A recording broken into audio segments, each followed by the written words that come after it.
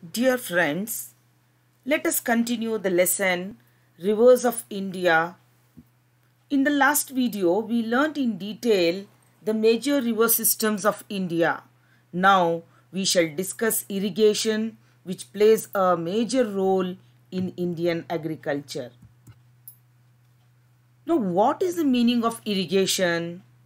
The artificial supply of water for agriculture through rivers, reservoirs, tank or underground sources. Irrigation is the need for agriculture. India is an agricultural country. Therefore, it needs a regular and sufficient supply of water. Agriculture in India depends mainly on monsoon rainfall, which is seasonal, uncertain and unevenly distributed.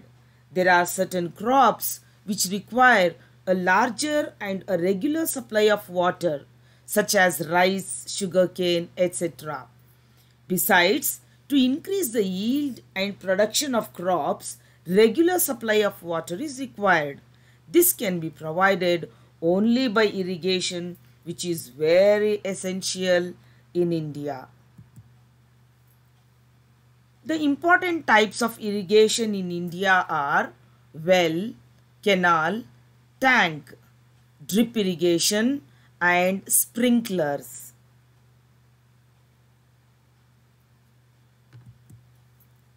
This pie chart shows you the percentage of land under irrigation.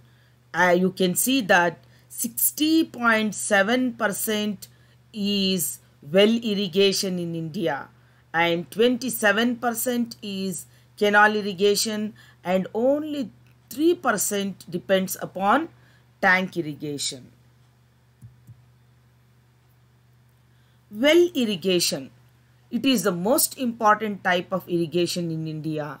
It has nearly, just now we saw that it occupies 60.7% of total irrigated area. Well irrigation is possible even in areas of low rainfall. It is not very expensive and easy to dig wells and they do not require superior technology also. It is easy even for small farmers to dig wells. Well irrigation is largely practiced in Ganga plains including Punjab, Haryana, Uttar Pradesh, Bihar and West Bengal. In South India, well irrigation is widely practiced in Tamil Nadu, Andhra Pradesh and Karnataka. There are two types, namely open wells and tube wells. There are tubes here. There will be one big tube on which smaller tubes will be there through which the water is supplied to the crops through and these tubes are connected to the well. Next is canal irrigation. It has occupied about 27% of total irrigated area. India has one of the largest canal systems.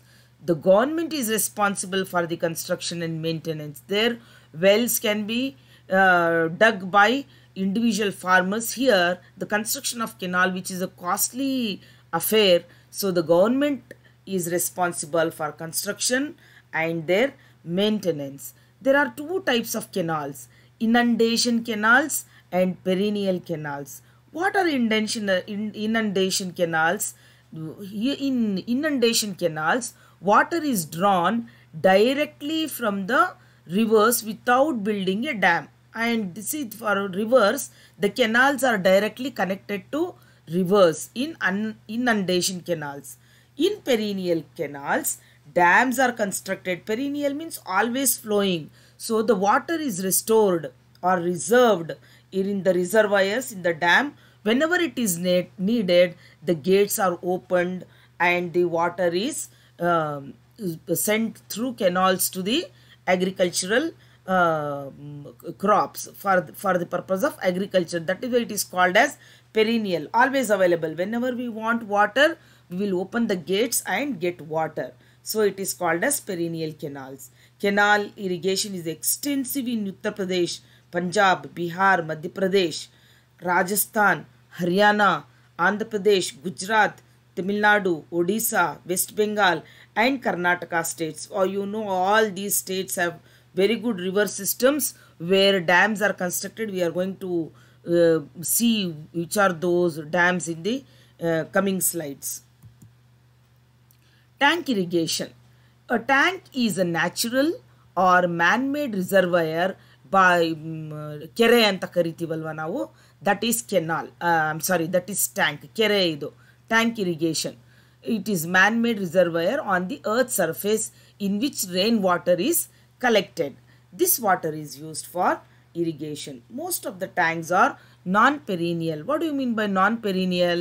That is, they get dried up during summer. They get filled during rainy season, during monsoon season, and then slowly they get dried up due to sunlight and all that. In recent years, the area under tank irrigation has been decreased. You know, tanks, we are closing the tanks and constructing buildings and all. The tanks are getting reduced day by day. Now only 3% of the total irrigated area is under tank irrigation in India. The population of India is eating away our forests and the agricultural lands, and also the tanks. Many tanks which have got dried up are now taken away for the construction purposes. It is mainly found in Tamil Nadu, Andhra Pradesh, Maharashtra, Karnataka, Odisha, Madhya Pradesh, Rajasthan, and Uttar Pradesh. India has the largest area under irrigation in the world. This is a very point to be noted. India is using the largest area under irrigation. This is also, see, when the tank overflows, you know, it is a beautiful sight. We can just go play here during monsoon season. Some of the tanks ಈ ಕೆರೆಗಳು ತುಂಬಿ ಹರಿಯುತ್ತೆ ಅಲ್ವಾ, ನಾವೆಲ್ಲ ಆಟ ಆಡಕ್ಕೆ ಹೋಗ್ತೀವಿ. Now multi-purpose, the next important part of the lesson is multi-purpose river valley projects. As the name indicates, the dams are called as river valley projects because the same dam is used for multi-purpose. For many purposes the dams are constructed. So the river valley projects which provide multiple benefits are called multi-purpose river valley projects. What are the main objectives of these construction of major dams are? First, to provide water for irrigation, then to control floods. Lot of, you know, nowadays the floods have become, from past 2-3 years, the floods have become common sight, not only in North India, even in South India. So to control floods, these dams are constructed to generate hydroelectricity, to prevent soil erosion, to develop inland waterways and fishing. Inland waterways means the use of boats and ships, small ships, for going from one place to another place. To provide recreation facility. You know that when the dams are full, we go, and across the dams beautiful gardens are constructed which are the sightseeing places for us. And to provide water for domestic purpose and industries, to reclaim land for agriculture and afforestation, etc.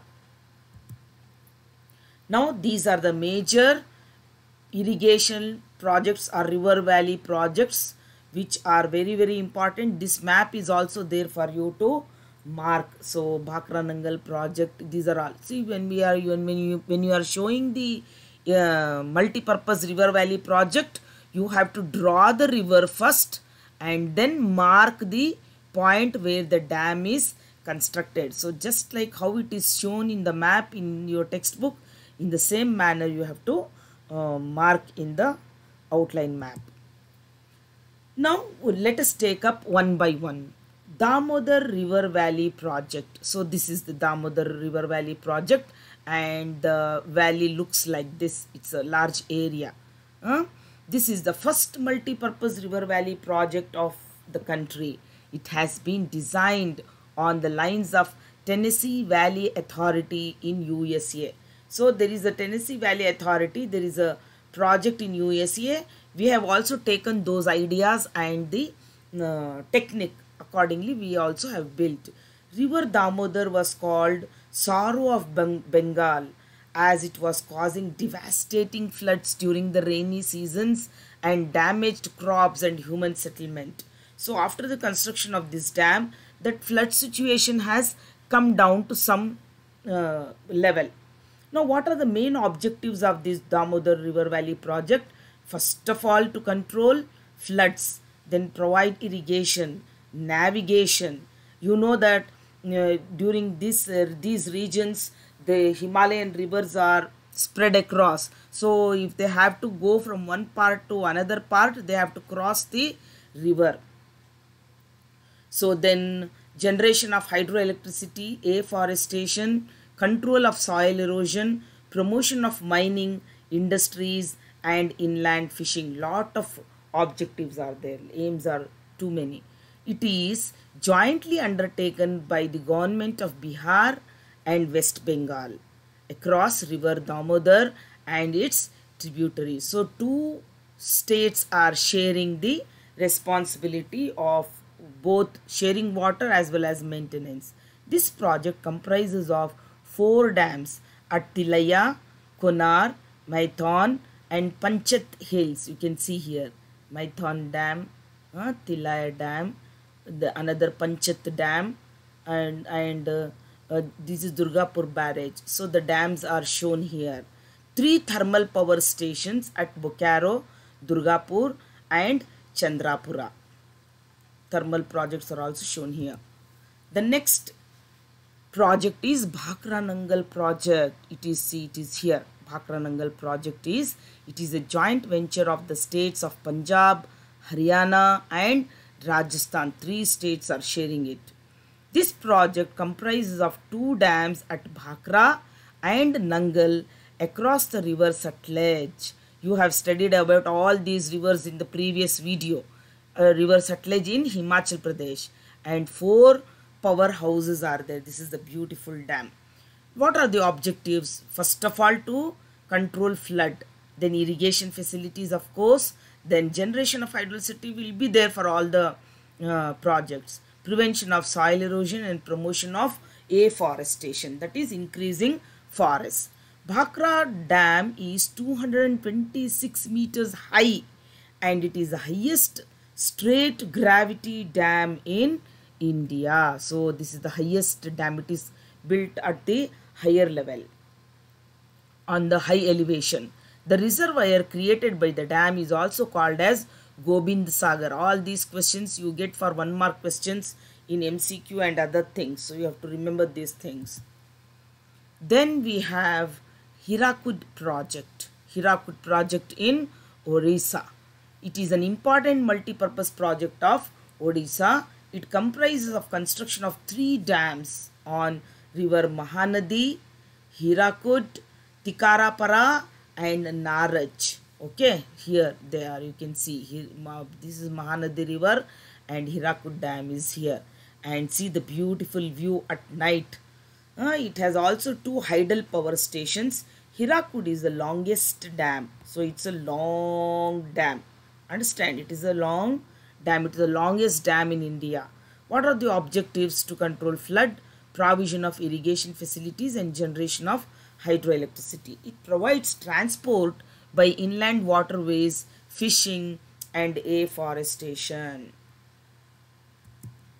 The next project is Tungabhadra project. It's here. You can see Tungabhadra project here and across river Krishna.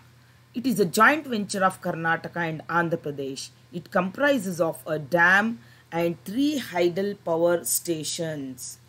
A dam has been constructed across river Tungabhadra, which is a tributary of Krishna. See, Tungabhadra is nothing but the tributary of river Krishna at Mallapuram near Hospete in Bellary district of Karnataka. The objectives are to provide irrigation, generation of hydel power and inland fisheries. The reservoir created by this dam is called Pampa Sagara. So in the name of the famous poet Pampa, it is called as Pampa Sagara. The next one is Upper Krishna project. Here it is Upper Krishna project. It is in North Karnataka across river. Same River Krishna, this is another project on the same river. It comprises of two dams namely Almaty and Narayanpur, and a hydel power station. What are the objectives? To provide irrigation, of course, drinking water, and to generate hydroelectricity. The Almaty Dam is constructed near Almaty village in Basavana Bagewadi Taluk, and the Narayanpura Dam is located near Siddhapur village in Shorapur Taluk of Yadgir district. So this is purely in Karnataka.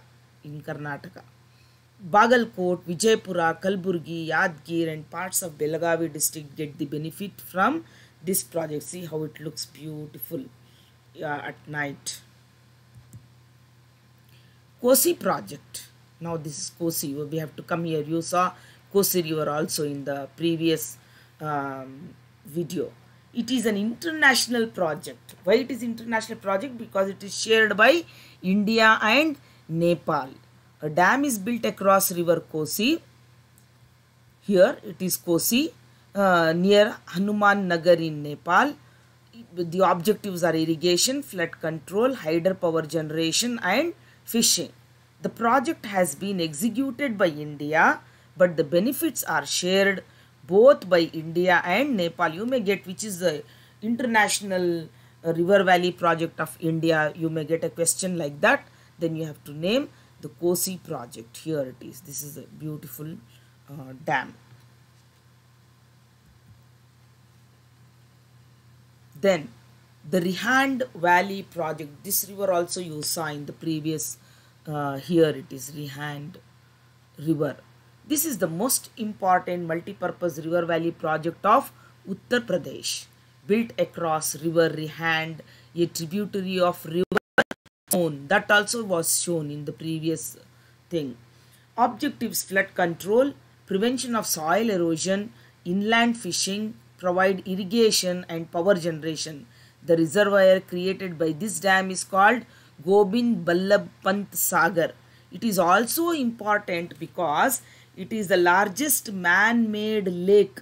Okay, a lake is constructed across that river Rihand and Uttar Pradesh dam. So they call it as Rihand Dam. So it is the largest man-made lake which is called as Gobind Ballabh Pant Sagar. Yes, the next is Nagarjun Sagar project. Here it is in Hyderabad. It is built across river Krishna near Nagarjun Konda in Telangana. Now it belongs to Telangana. Objectives is irrigation and power generation. The right bank canal of Nagarjun Sagar project is called Jawahar Canal, and the left bank canal is called Lal Bahadur Canal. You can see all these projects here. Almaty Dam is here. Same river Krishna. This is river Krishna, and we have constructed dam in Karnataka also and in Andhra Pradesh also. This is the beautiful dam and it is full. Now with this we have completed the chapter. Please read the lesson carefully and make points and answer all the possible questions. You have 2 maps in this lesson which are meant to be given for map work. So practice drawing the outline map of India. Mark the rivers. The dam should be marked after drawing the rivers as shown in the textbook. Please answer these questions. You may make many questions of your own also.